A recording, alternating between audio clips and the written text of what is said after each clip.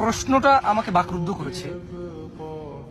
প্রশ্ন হচ্ছে, এক ভদ্র মহিলা 20 বছর বয়স, কথাটা মনোযোগ দিয়ে শুনবেন যারা আপনারা। আমার মনে হয় বাংলাদেশে বহু ঘরে বহু মেয়ে এই প্রবলেমে আসে এবং বহু ছেলে নিজেকে সাধু মনে করতেছে আর বহু মেয়ে নিজেকে ভালো মনে করতেছে, অথচ তাদের অবস্থা এমন। যারা আছেন মনোযোগ দিয়ে শুনবেন, কেমন উল্টাপাল্টা কোনো প্রশ্ন করবেন না, লাইভের মধ্যে কোনো প্রশ্ন করবেন না, মনোযোগ দিয়ে কথাটুকু শুনেন, দেখেন আপনি অবাক হন। আমি অবাক হয়েছি। লিখলেন যে, আসসালামু আলাইকুম হুজুর, আমি একজন মেয়ে, আমার বয়স 20 বছর, আমি এখন স্টুডেন্ট। আমি একজন ছেলের সাথে কথা বলতাম, ওই ছেলে সৌদি থাকতো, আজকে 1 বছর হয়েছে আমরা বিয়ে করছি। কথাটা খেয়াল করবেন, পয়েন্ট টু বি নোটেড। আমি আবার বলি, পয়েন্ট টু বি নোটেড। মেয়ে বলতেছে যে ওই ছেলের সাথে মেয়ের বিয়ে হয়েছে, কিন্তু কিভাবে বিয়ে হয়েছে দেখেন।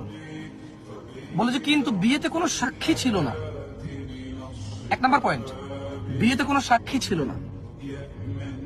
2, কাজীও ছিল না। 2 number point to be noted.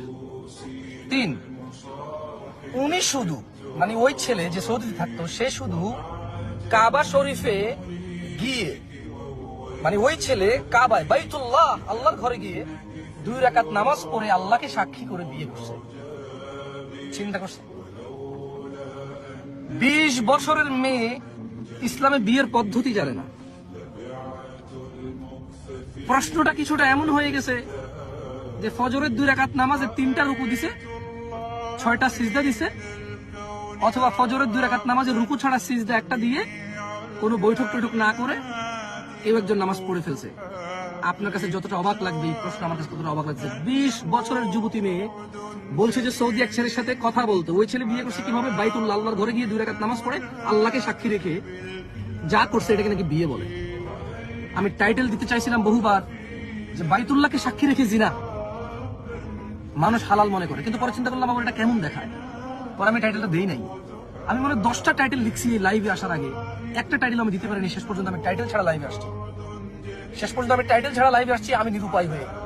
মেয়ে 3টা পয়েন্ট। 1, বলছে যে কোনো সাক্ষী ছিল না, তার মানে মেয়ে মনে করছে যে যে কোনো মানুষ যদি থাকে সাক্ষী তাহলে হয়ে যাবে বিয়ে, কিন্তু সাক্ষী হইতে হয় মেয়ের বাবা।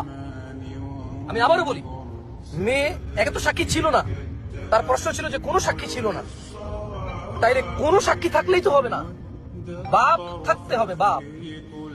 তাইলে না যাইয়া আপনার মেয়ের বিবাহ, বাপ হচ্ছে ওলি থাকবে, ঠিক না? মেয়ে বলছে কোনো সাক্ষী ছিল না, তার মানে মেয়ের ধারণা যে কোনো বেটা থাকলেই হয়ে যেত, কিন্তু যে কোনো বেটা থাকলেই হইতো না, বাপ থাকা লাগতো। দ্বিতীয়ত,